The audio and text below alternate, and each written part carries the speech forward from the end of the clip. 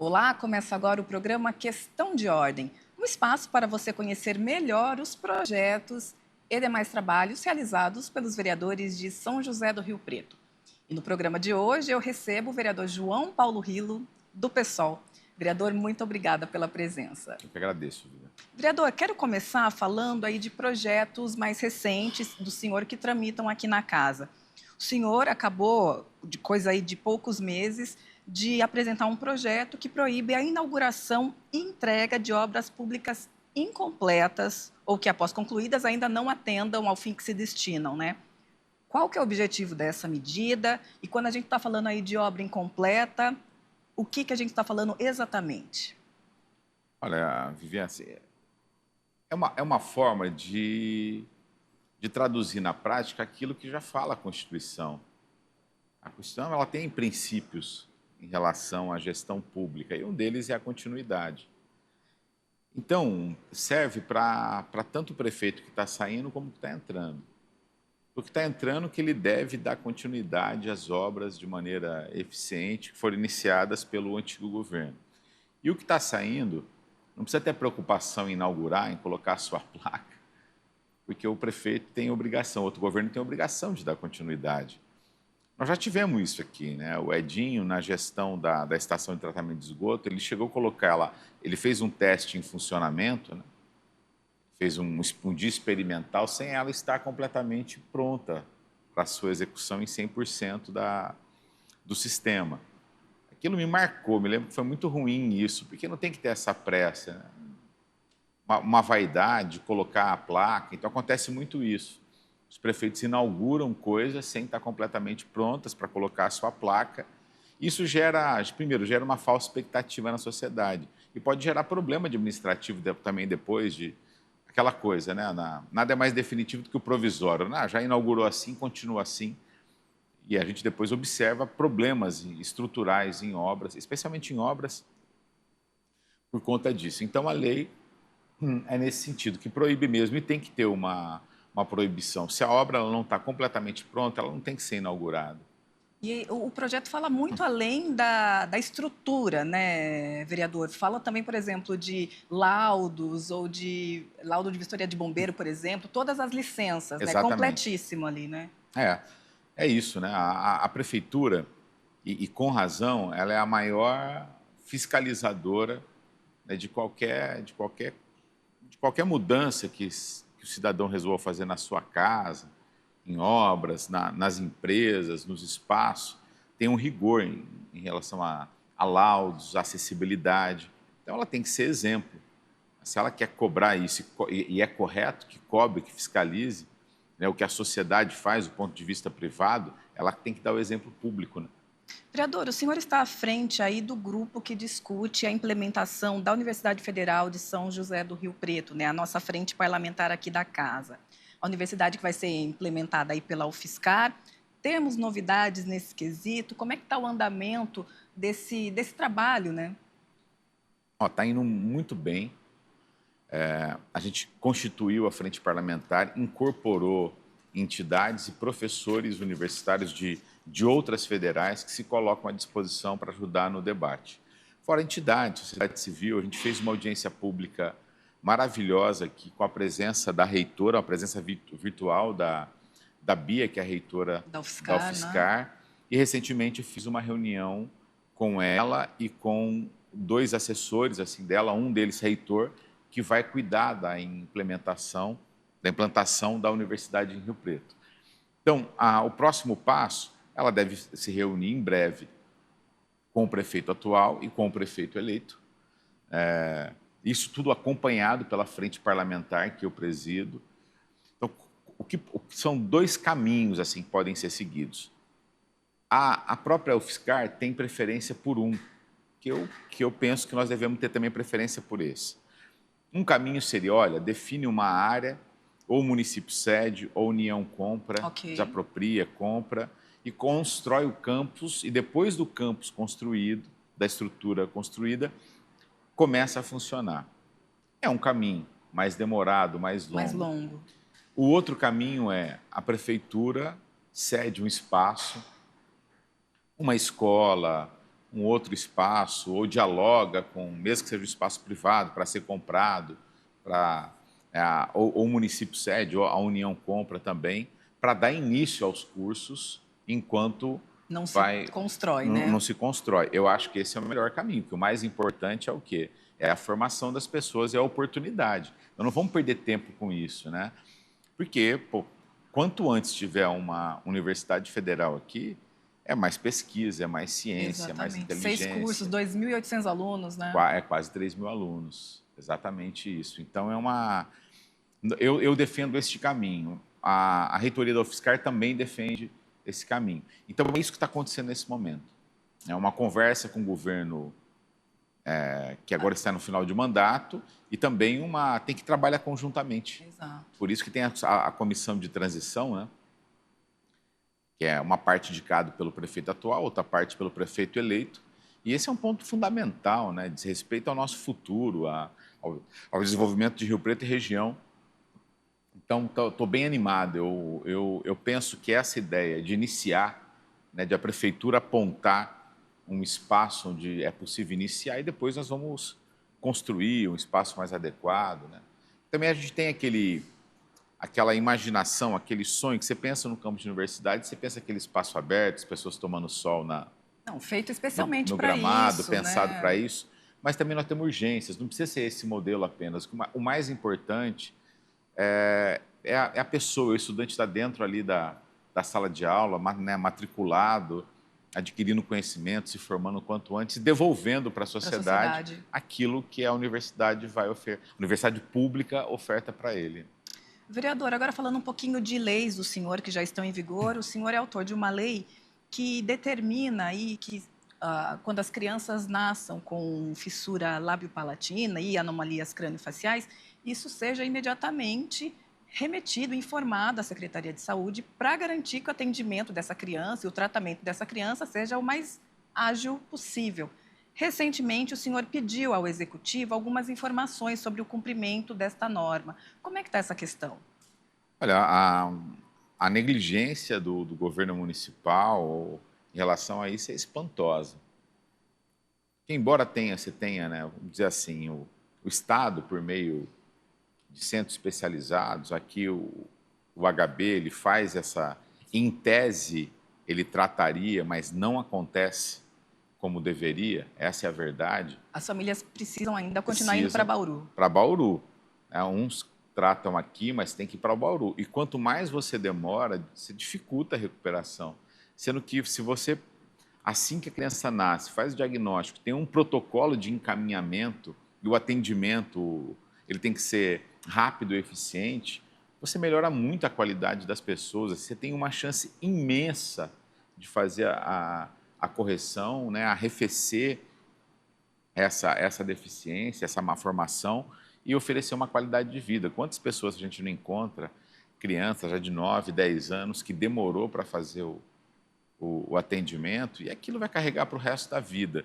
É uma coisa muito séria, muito delicada que nós fizemos. A gente aprovou a lei. Ela não estava sendo cumprida como deveria. Recorremos ao Ministério Público. O promotor André foi muito solícito e ele provocou tanto o hospital de base quanto a prefeitura.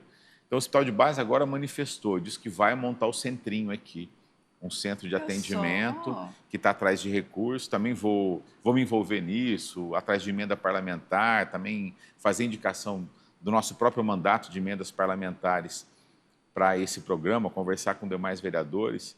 Porque se você não tem um centro, né, especializado, com eficiência, com rapidez, completo, você deixa de oferecer uma qualidade de vida para aquela pessoa que tem direito a isso. Exato.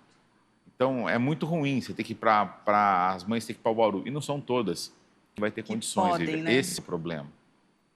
Primeiro que demora para ela ter essa informação. A família demora para ter essa informação e esses encaminhamentos. Segundo que não são todas as famílias que têm condição, né? É custoso. Exato. Não tem um custo financeiro e tem um custo do tempo. Tem família que tem condição, pode escalar alguém da família para fazer esse acompanhamento. Tem família que Que não. não. Então, isso é né? Me revolta isso.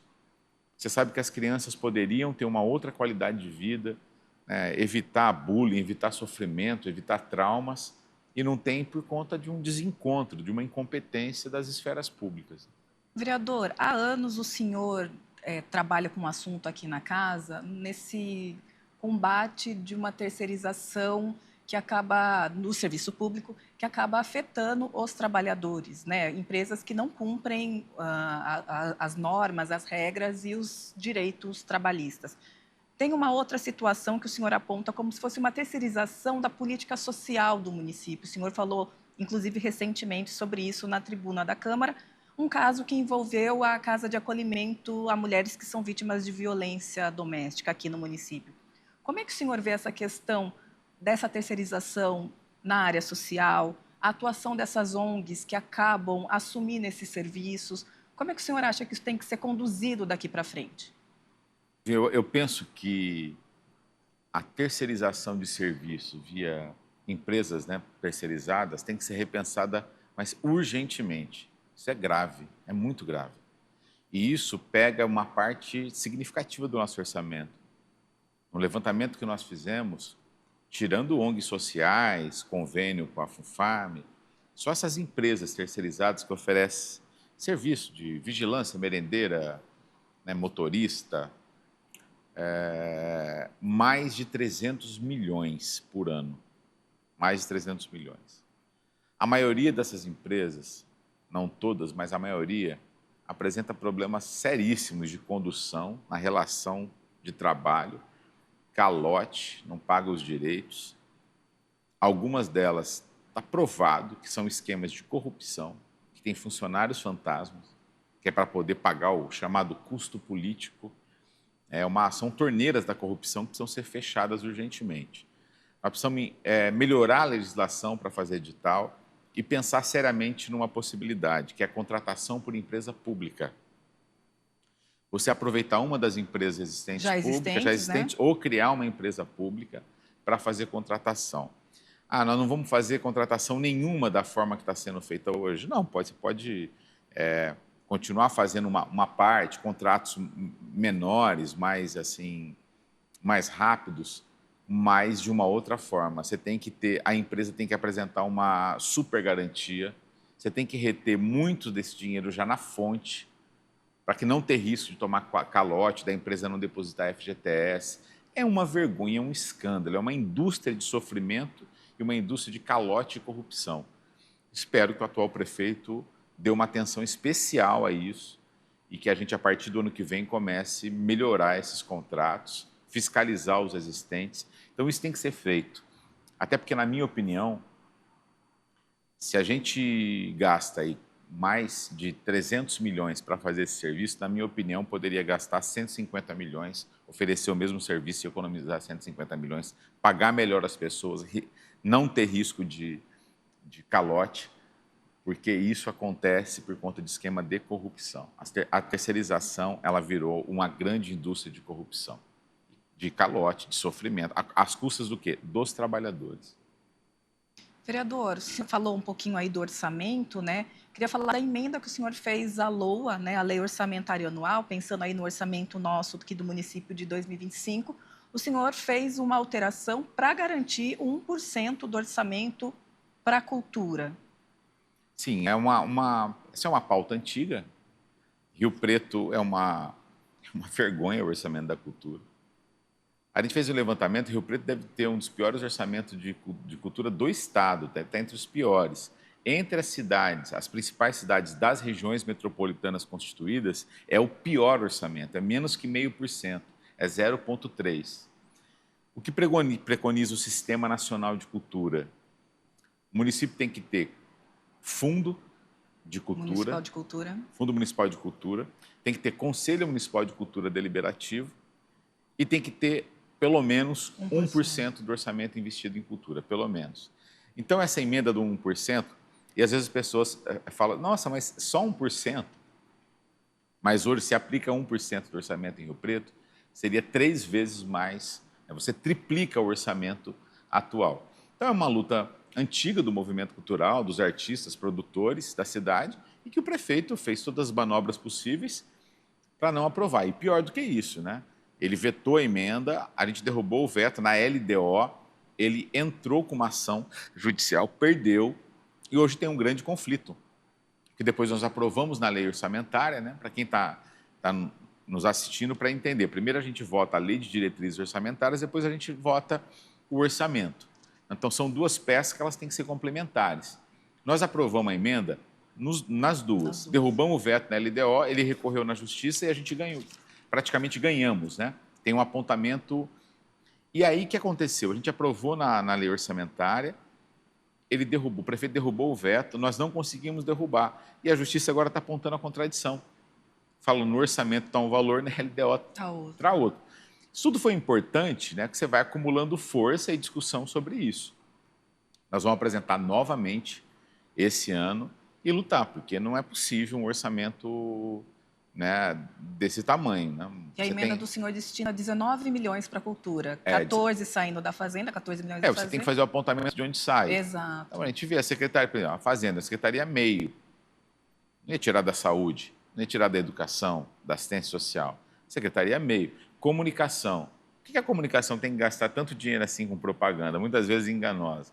Acabei de questionar no Ministério Público, no Tribunal de Contas, o Edinho fez 2 licitações somados dá valor né? para a contratação de uma agência de publicidade, uma no SEMAI e outra na Secretaria de Comunicação. As 2 somadas dá mais de 11 milhões. Ele deixou para o próximo governo apenas 1% do orçamento de remanejamento livre para investimento, 1% para fazer investimento livre. Isso deve dar em torno de 18 milhões. E ele quer tirar 11 só em 2 licitações da comunicação. Você tem um monte de TV, você tem a comunicação de governo. Né? Um prefeito ele tem o poder de se comunicar com a cidade. Por que gastar tanto dinheiro com agência de propaganda? Por que não investir na cultura, em outros segmentos? Né? Então, por isso que nós tiramos desses lugares e colocamos na cultura. Vereador, 2025 vai ser o primeiro ano da execução integral, né, das emendas impositivas que são destinadas aqui pelos parlamentares a instituições do município. Eu queria saber como é que o senhor analisa no seu gabinete a forma de atender os serviços, porque a procura é muito grande, né, a necessidade das instituições também. Como é que é a avaliação que o senhor faz no mandato, no gabinete, para definir quais instituições contemplar? No nosso caso, a gente tinha um histórico de emenda parlamentar, porque eu exerci o mandato de deputado por 8 anos, deputado estadual, e lá na Assembleia tinha já orçamento impositivo. Então, eu venho de um tempo já de relação com entidades, né, para fazer indicação. Nós fizemos vários debates no mandato, inclusive recentemente, com abrir para os segmentos de cultura, para ouvir antes de fazer as indicações. No nosso caso, a gente faz indicações republicanas.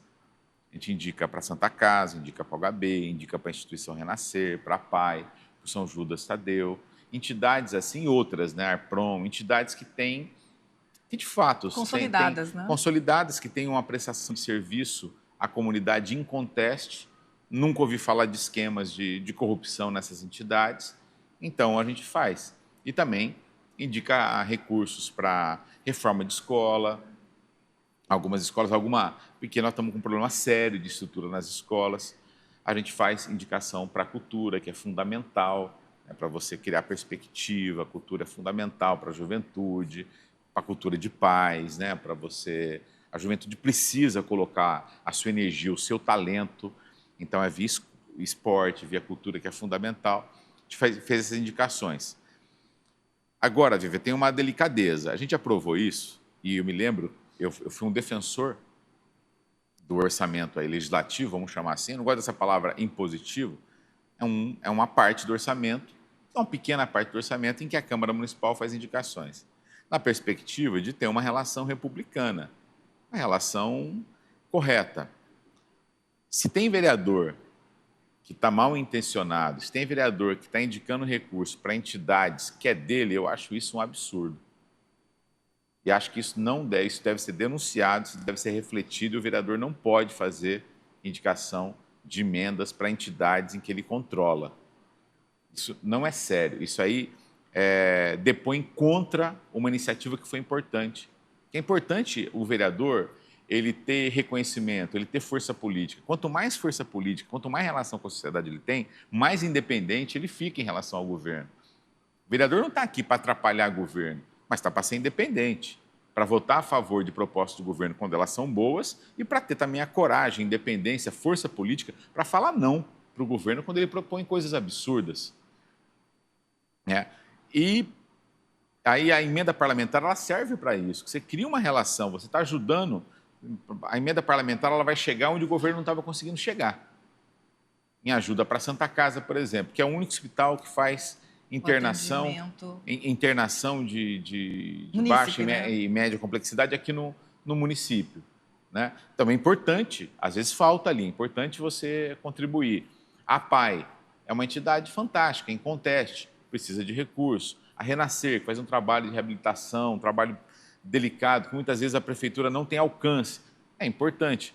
Então, você dá uma possibilidade para a Câmara Municipal se fortalecer e ter uma relação mais saudável com a sociedade.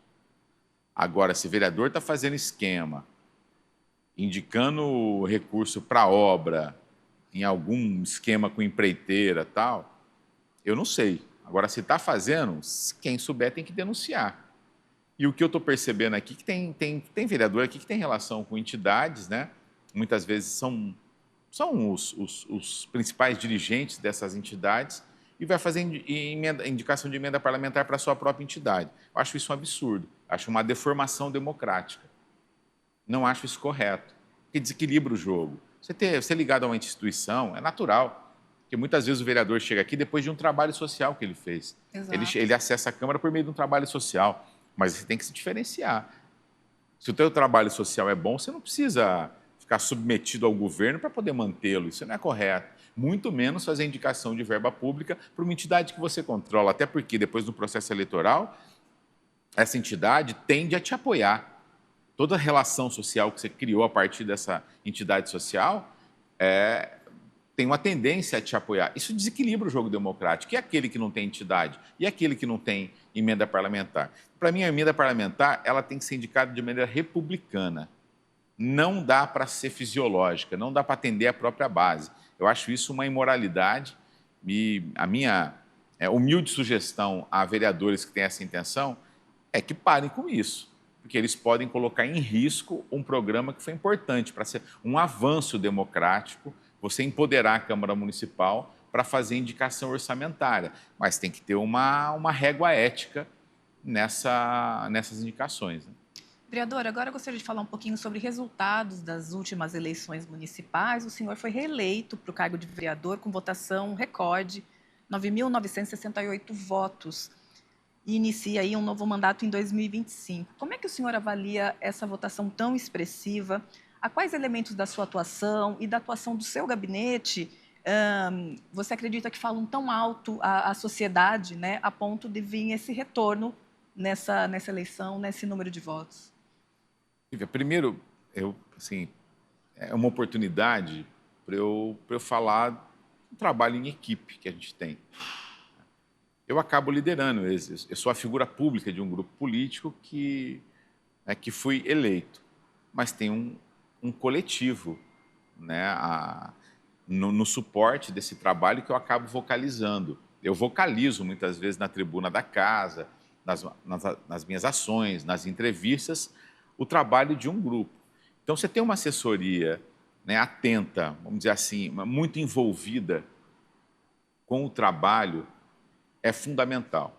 Então, primeiro eu atribuo a nossa performance, a nossa atuação, a uma assessoria muito competente, muito atenta, muito trabalhadora, que oferece as ferramentas para que a gente faça um bom mandato. Segundo, a nossa opção por fazer um trabalho educativo, sempre. Não tem nenhuma demanda que chega na Câmara que a gente não chama a pessoa ou esse coletivo e politiza, explica quais serão os passos. Muitas vezes, temos que falar com mais vereadores. Então, procura os vereadores, conversa. Ou até mesmo dizer, olha, isso não é uma competência a ser isso não é solucionada competência aqui na casa. Então, vamos fazer o seguinte, não é na casa, vamos mobilizar a sociedade, vamos criar outros caminhos, vamos no Ministério Público, no Tribunal de Contas, ou diretamente falar com o governo. Então, esse trabalho de educação política e de participação direta, foram 72 audiências públicas. Se você tirar aquelas audiências que elas são meio protocolares, de finanças, Uhum. de saúde, aquelas que são protocolares, das audiências públicas mais abertas assim, eu acho que nós somos responsáveis por mais de 50%. Um mandato é responsável por mais de 50% de uma Câmara de 17 vereadores. Nosso mandato aprovou 63% das emendas, né, que são melhoramentos em projetos do prefeito Edinho Araújo, e eu sou o único vereador de oposição e aquele que mais aprovou melhoramentos em projetos do prefeito. Então mostra que é um mandato combativo, fiscalizador, mas altamente produtivo. Isso tudo por conta de uma assessoria que trabalha muito e atenta. Então eu atribuo a isso. Não tem causa perdida para a gente que chega no mandato, desde que ela tenha, né, que ela tenha uma origem pública. Ok. Não tem causa perdida. Seja por uma mãe que chega aqui questionando a falta de vaga em creche, por um usuário do transporte coletivo que fala que mudaram a linha dele sem comunicação, desde lutas mais coletivas, como foi o caso ali do moradores ali do Jardim Aclimação contra a instalação do hipermercado. Nós perdemos a Exato. luta, mas fizemos um bom combate, né? Denunciamos, fizemos audiência pública lotadas. Então, na educação, quantas audiências nós não fizemos? Foi uma vigília permanente de defesa da escola pública, dos profissionais da educação, dos servidores públicos. E eu senti isso na rua fazendo campanha. As pessoas chegavam em mim e falavam: vou votar em você por Por causa causa de tal disso, por coisa. causa de tal coisa. Então, todas as manifestações de apoio que a gente tinha era diretamente vinculada a uma luta coletiva que nós fizemos na Câmara. E é óbvio que a gente ficou muito feliz com o resultado e meio que é um norte, né? Como assim, tem uma... Um belo Foi um, indicativo aí, né? exatamente, um indicativo. Olha, essa forma de fazer política é legal, né? Continua assim. Vereador, ainda falando na forma de fazer política, em 2025 teremos o Coronel Fábio Cândido do PL, né, como prefeito de Rio Preto. Como é que vai ser a atuação do senhor nesse cenário, considerando que o senhor se opõe ideologicamente ao governo eleito, ao partido do novo prefeito? Eu vou começar primeiro chamando ele de prefeito Fábio Cândido, porque para mim coronel era o nome dele enquanto candidato. Ele foi eleito. Agora ele é prefeito da cidade e é prefeito de toda a cidade. Eu vou manter, Vivian, que nosso mandato vai manter a mesma linha. Aquilo que for bom para o município, nós vamos apoiar. Mesmo sendo um governo que eu tenho diferenças ideológicas profundas. Uhum. Aquilo que for nocivo ao município, nós vamos oferecer resistência, denunciar. Espero que diminua isso. Torço muito e estou à disposição para contribuir para que faça um bom governo, para que enfrente temas delicadíssimos como a saúde, como a educação, como o transporte público, como acesso à cidade, como mobilidade urbana, combater essa segregação social que infelizmente foi acontecendo em Rio Preto. Torcer para que isso aconteça, que seja um governo que dialogue mais com a sociedade. É um governo que tem uma característica, né? O Fábio Cândido ele foi eleito aparentemente sem as antigas amarras. Ele não teve apoio das estruturas financeiras que interferem muito na gestão pública. Em tese, eu não percebi isso. Isso não basta para fazer um grande governo, mas é um passo importante. Você não está amarrado com velhas estruturas. Agora vai muito da vontade política de se fazer as coisas. Outra questão, uma relação mais saudável com a Câmara Municipal e mais corajosa, não ter medo de vereador chantagista. Enfrentar discussões. Hoje a comunicação, as redes sociais, ela facilita muito. Não ter medo tem que ter uma base saudável de apoio, não pode ter uma base fisiológica. Governo bem intencionado não tem que ter medo de Câmara Municipal. Governo bem intencionado não pode ter medo de Poder Legislativo independente. Governo bem intencionado não precisa atacar a oposição, tem que conviver bem com a oposição e com o contraditório. Eu espero que o prefeito Fábio Cândido, eleito, dê continuidade a coisas importantes do governo passado, mas que mude radicalmente uma forma fisiológica, dominadora, não transparente do atual governo, que levou Rio Preto a indicadores terríveis, especialmente nas áreas sociais. Vereador, e quanto à composição da Câmara para 2025, o senhor já consegue fazer uma leitura? É possível, ainda sem o início dos trabalhos, fazer uma leitura de como será essa nova Câmara a partir dessa nova composição? Olha, tem uma leitura sobre, assim, uma pergunta. O prefeito foi eleito com apenas 5 vereadores, né? Do seu partido e Do um de um mesmo partido. partido aliado, né? E ele precisa de pelo menos uns 15 vereadores aí, 15, 16. Eu não fiz essa conta dos 2/3, né? Mas de 23, então a maioria seria 12, mas tem as maiorias qualificadas, Exato. né? Dependendo do projeto que tem. Aí a pergunta, ele vai ter dificuldade? Eu falava, na minha opinião, até por conta de uma cultura despolitizada e fisiológica, todo governo tem facilidade para montar base. Agora resta saber como é que ele vai montar essa base. Na minha opinião, deveria montar a partir de um programa, a partir de programas sérios para a cidade e diálogo sério com o vereador. Prestigiar vereador, prestigiar, receber vereador, atender causas coletivas e justas dos vereadores e não tentar comprar vereador com cargo, com benesse, com um tipo de relação que não é saudável. Não precisa disso. Então, eu não vejo dificuldade para um governo bem intencionado montar uma base de apoio. Agora, é uma Câmara mais diversa. É uma Câmara com 23 cadeiras. Tem mais diversidade, né? Tem mais conflitos, talvez tenha mais desencontros aqui, o que também não é ruim. Mostra um pouco a diversidade da Debate, né? sociedade, é o debate público, né? Então, agora, não dá para fazer ainda uma avaliação completa, tem que esperar começar. Exato. O que eu penso é que prefeito eleito deve ter relação com a Câmara, diálogo, obviamente, faz parte da política, ele elegeu uma bancada forte, mas não interferir de maneira agressiva, por exemplo, na composição da mesa diretora, na eleição da presidência da Câmara. São poderes constituídos, são poderes que eles devem ser harmoniosos, mas eles não devem ser submissos um ao outro. Não tem que ter relação de chantagem. Então essa história, ganhei, tenho que fazer o presidente da Câmara, não é assim. Quantos governos não acabam tendo uma relação muito melhor política quando compõem? Quando muitas vezes quem dirige a Câmara Municipal não é o seu partido, é um outro partido. A democracia é assim. A gente tem que aproveitar o que ela tem de mais saudável, né? Então, essa é uma cultura hegemonista de domínio total das coisas, ela faz muito mal. Isso é para governo que não tem transparência, para governo mal. Quem que precisa dominar a Câmara, a imprensa, dominar tudo? Governo mal intencionado. Governo mal intencionado quer ter hegemonia sobre tudo. Aí ele agride a democracia e fere, né, o princípio da independência dos poderes, da harmonia entre eles, porque isso não é harmonia, isso é domínio. Harmonia é outra coisa. Harmonia entre poderes é uma coisa. Domínio de um poder sobre o outro é outra. E isso é um perigo, né, porque isso fere de morte a democracia. Vereador, o senhor comentou sobre a composição da mesa diretora da Câmara. O senhor tem interesse em se candidatar a um dos cargos na Nenhum, mesa em 2025? nenhum. Eu nunca tive, Vivian. Nunca tive. Na Assembleia Legislativa, eu fui presidente de comissões importantíssimas, como a presidente da Comissão de Educação e Cultura, uma das mais disputadas.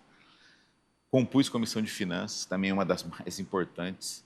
Liderei a maior bancada da Assembleia na minha época, que era a do PT, com 24 deputados. Fui líder da oposição, com 27 deputados. Depois chegou a minha hora de ser, que tem uma composição ali, o PT sempre compõe e fica com a primeira secretaria, que é um espaço muito poderoso dentro da Assembleia. Eu declinei, eu não tenho intenção nenhuma em ser da mesa diretora. Eu gosto do parlamento, eu gosto do debate público, eu gosto da mobilização, da educação, do processo de educação política. Se você está na presidência ou na mesa diretora, você fica muito amarrado. É para quem gosta e tem disso. Eu não gosto, não me atrai, né, ser presidente da Câmara. Então, nunca passou pela minha cabeça disputar mesa diretora. Eu gosto do parlamento, mas gosto de ficar livre no parlamento.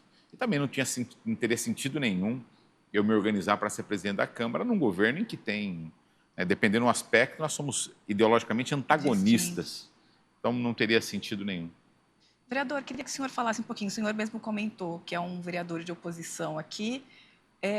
Que avaliação o senhor faz da esquerda aqui no município, da atuação da esquerda no município, do resultado da esquerda nas urnas? Que leitura o senhor faz?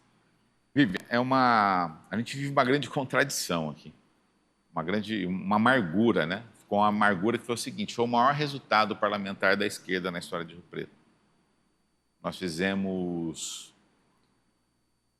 quase 24 mil votos, somando a chapa do PT e a chapa do PSOL. A chapa do PSOL, quase 18 mil votos. Nós fizemos mais voto do que o PSD, por exemplo, que tem 2 cadeiras e a gente tem uma só.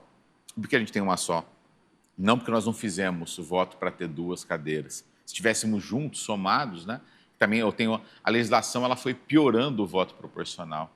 Ela acabou com a aliança proporcional desde a eleição passada. Exato. Então, PT e PSOL não puderam estar juntos, né?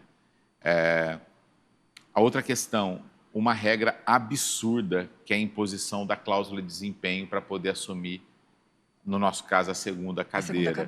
Teria que ter o segundo colocado 20% do quociente eleitoral, que é alto, teria que ter pelo menos 1.850 votos. E o Fabiano, que foi o segundo colocado, foi muito bem votado, mas fez 1.350 votos. Ou seja, essa regra precisa ser revista urgente. Nós vamos fazer uma provocação no STF por conta disso. Nós fizemos 24 mil votos, 18 mil votos, e fizemos uma cadeira. O PL fez 32 mil votos, fez 5 cadeiras. Cadê a proporcionalidade disso? É óbvio que está errado. É óbvio que isso não representa, né, o desejo da sociedade. Então, nós vamos questionar. Agora, nós tivemos um crescimento muito grande. Agora, sobre a esquerda, assim, existe um problema mundial. Isso é fruto de uma crise, mais uma das crises agudas do capitalismo. Você tem um problema da esquerda. A esquerda mundial está... A gente vive um interregno. Tem um sistema, um modelo que ruiu e um outro que não nasceu ainda. Então é uma coisa meio limbo. Nos falta um projeto. A gente está com dificuldade de falar para o povo, né, uma linguagem mais direta e mais um projeto concreto de melhoramento da vida. Isso é mundial. A crise do capitalismo, ela gera, né, um fenômeno que adoece as pessoas e que o individualismo, até pela questão de sobrevivência, ele sobrepõe a qualquer possibilidade de vida coletiva. Então isso, né, parece uma bobeira, uma filosofia barata, mas não é. Isso atinge diretamente. E aí fala assim, mas vamos trazer agora para o plano, né, objetivo, que é a nossa realidade objetiva.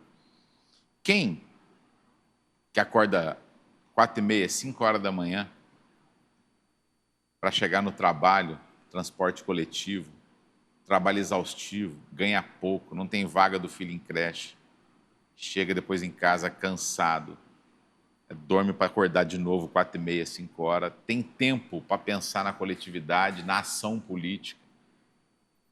Não tem tempo. A maioria das pessoas não tem mais tempo.